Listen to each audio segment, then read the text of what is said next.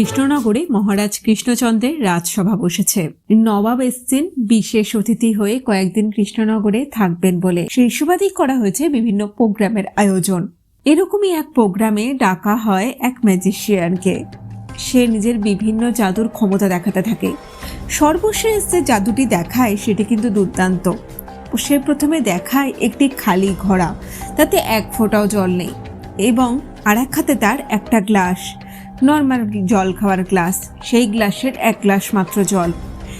তারপরেতে জাদুকর সেই গ্লাসের জল ঘড়ার মধ্যে ঢালতে থাকে, এবং ওই এক গ্লাস জল শেষই হয় না, কিন্তু পুরো ঘড়া ভরে যায়। এই জাদু দেখে সারা রাজসভা ধন্য ধন্য করে ওঠে। নবাবও খুব খুশি হন। জাদুকরের জাদু দেখানো শেষ হয়, সে প্রস্থান করে। এরপরেতেই নবাব চালে তার মোক্ষম চাল। সে মহারাজ কৃষ্ণচন্দ্রকে বলে, রাজা কৃষ্ণচন্দ্র, তো তোমার রাজসভায় কি এমন কেউ আছে যে মাত্র 3টি কড়ির বদলে এই গোটা রাজসভাকে ভরে ফেলতে পারবে? মহারাজ কৃষ্ণচন্দ্রের তো মুশকিল আসান হলো সেই গোপাল ভাঁড়, বা বলা যায় বুদ্ধির রাজা হাস্যরসিক গোপাল ভাঁড়। প্রথমে নবাবের কথা শুনে মহারাজ কৃষ্ণচন্দ্র একটু সংকোচ বোধ করছিলেন বটে, কেননা নবাব তার সঙ্গে শর্তও যোগ করেন। জল দিয়ে ভরা ব্যাপারটা কিন্তু আমরা দেখেই ফেলেছি, সুতরাং জল দিয়ে কিন্তু রাজসভা ভর্তি করা যাবে না। অন্য যা হোক কিছু দিয়ে এই রাজসভাকে ভরে ফেলতে হবে। আর হ্যাঁ, যদি ভরে ফেলতে পারে তোমার কোনো সভাসদ, তবে সেই 3 কড়ির বদলে যে যে জিনিস কিনে এই রাজসভা ভরাবে, সেই সকল জিনিস আমি 1 সহস্র সোনার মোহর দিয়ে কিনে নেব। নবাবের প্রস্তাবটা অবশ্যই লোভনীয় হলে পরেও সেটা কিন্তু সাংঘাতিক, কেননা এত বড় রাজসভা এমন কি দিয়ে যার প্রত্যেকটা কোণকে ভরিয়ে ফেলা যায়।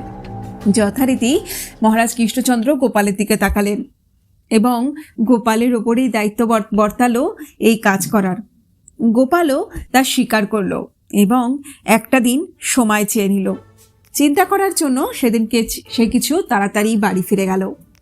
পেটে আবার খাবার না পড়লে পরে গোপালের আবার মাথা খোলে না। গিন্নিকে গিয়ে বলল ভাত বাড়তে।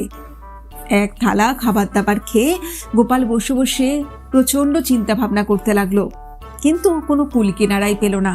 এমন কি জিনিস হতে পারে যা দিয়ে গোটা রাজসভা ভরে ফেলা যায়? গিন্নির সকল কাজ হয়ে যেতে রাতে তিনি ঘরে শুতে এসে দেখেন গোপাল ভাঁড় তখনও চিন্তিতভাবেই ঘরে পায়চারি করছেন। তিনি বললেন যে আজকে এমন কি হয়েছে যে যে মানুষটা ঘুমাতে এত ভালোবাসে সে এখনো ঘুমাতে যায়নি। গোপাল ভাঁড় তাকে জানায় যে রাজসভায় হঠাৎ করে কিছু সমস্যা উপস্থিত হয়েছে, এবং মুশকিল আসান হিসাবে মহারাজ কৃষ্ণচন্দ্র যথারীতি তাকেই তলব করেছেন, কিন্তু বর্তমানে এর থেকে বেরাবার কোনো উপায় সে খুঁজে পাচ্ছে না। তার স্ত্রী তাকে ভরসা যোগায়, শান্তি করে ঘুমিয়ে পড়ো, নিশ্চয়ই এর কোনো রাস্তা তুমি খুঁজে পাবে বলে ঘরে জ্বলন্ত মোমবাতিটা সে একটা ফুঁ দিয়ে নিভিয়ে দেয়। দেওয়ার সাথে সাথেই ঘরে যে এক ফালি চাঁদের আলো ঢুকছিল, সেই আলোতে গোপাল ভাঁড় দেখতে পায় ধোঁয়া। মোমবাতি ফুঁ দিয়ে নিভিয়ে দেওয়ার পরে নর্মালি একটু ধোঁয়া ওঠে। এই ধোঁয়াতেই বাদবাকি সকল ধোঁয়া কেটে যায়। গোপালের মাথা খুলে যায়। সে তখনই বলে সে কিছু কাজে বাইরে যাচ্ছে। এত রাতে তার স্ত্রী তাকে বাইরে যেতে বারণ করে, কিন্তু গোপাল জানায় যে না, কাজটি ভীষণ দরকারি, রাতেই খানিকটা সেরে রাখতে হবে। এরপরেতেই সে যায় পাতা সংগ্রহকারীর কাছে, যে কিনা রাস্তাতে গাছপালার পড়ে থাকা পাতা সংগ্রহ করে। এরপরেতে সে যায় গোবরওয়ালার কাছে, মানে যারা গোবর বিক্রি করে। এরপরেতে সে বাড়ি ফিরে আসে। পরের দিন সকালেই সে যায় এক আতরের দোকানে। ওদিকে মহারাজ, নবাব ও সকল সভাসদেরা সভায় বসে গোপালের জন্য প্রতীক্ষা করছে, কিন্তু গোপালের দেখা নেই। অনেকক্ষণ অপেক্ষা করার পর নবাব যখন খানিকটা ব্যতিব্যস্ত হয়ে উঠেছেন, তখন হঠাৎ করে এক অনর্গল ধোঁয়াতে গোটা রাজসভা পুরো ছেয়ে যায়। এতটাই ধোঁয়া যে পাশের মানুষকেও যেন ঠিক করে দেখা যাচ্ছে না। গোটা রাজসভা ধোঁয়ায় ধোঁয়াময়। মহারাজ কৃষ্ণচন্দ্র সেপাইদের ডেকে আদেশ দেন যে কোথা থেকে রাজসভায় হঠাৎ করে এই ধোঁয়া এবং এত ধোঁয়া আসছে তা দেখে তার কারণ অনুসন্ধান করার জন্য। সেপাইরা যাবে কোথায়? কেউ তো এই প্রান্ত ও প্রান্ত কিছুই দেখতে পাচ্ছে না। এর মধ্যেই হঠাৎ করে ধোঁয়ার প্রকোপ সামান্য একটু কমতেই আসে এক বিশ্রী গন্ধ। সবাই নাকে চাপা দিয়েও যেন সেই বিশ্রী গন্ধের থেকে রেহাই পাওয়ার কোনো উপায় খুঁজে পাচ্ছে না। ধোঁয়া আরেকটু কেটে যেতে সেই সভায় প্রবেশ করে গোপাল ভাঁড়। মহারাজ কৃষ্ণচন্দ্র এবং বাংলার নবাব দুজনেই তখন প্রথমে ধোঁয়া এবং তারপরেই বদবিশ্রী গন্ধেতে অনেকটাই কাহিল এবং গোপালের দেরি করার জন্য অনেকটাই রাগান্বিত। তারা গোপালকে দেখে রাগারাগি করতে শুরু করেন যে এত দেরি কেন এবং নবাবের শর্তের কি হলো। গোপাল জানায়, মহারাজ, এই যে ধোঁয়া, এ তো নবাব সাহেবের কর্মরই অন্তর্গত।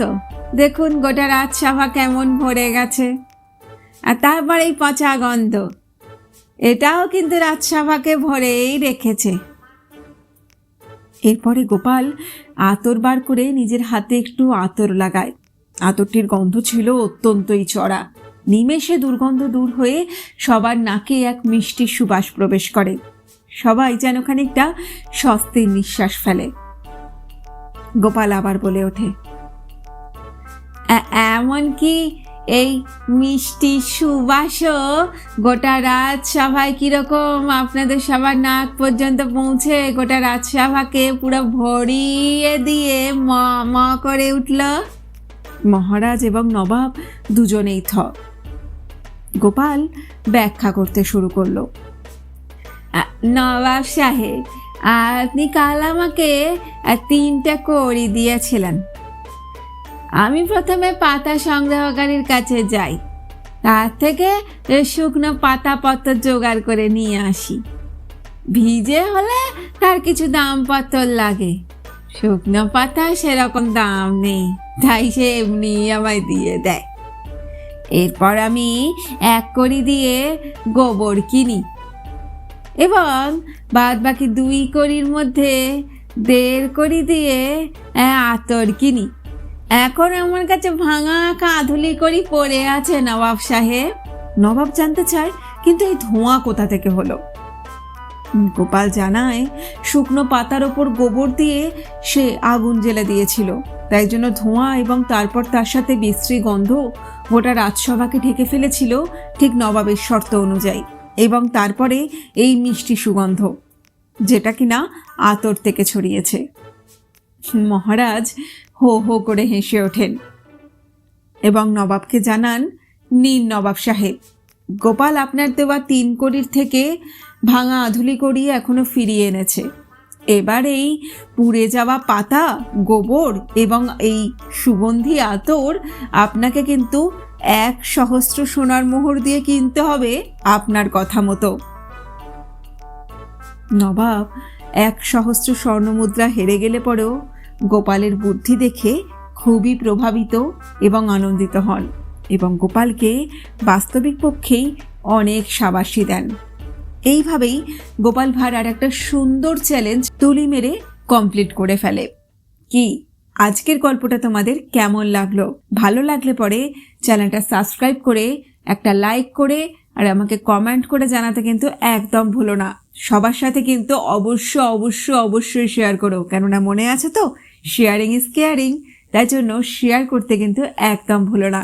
আজ তাহলে আমি এখানেই বিদায় নিচ্ছি। তোমাদের সাথে দেখা হবে, কথা হবে আগামীকাল আরেকটি গল্পের মাধ্যমে।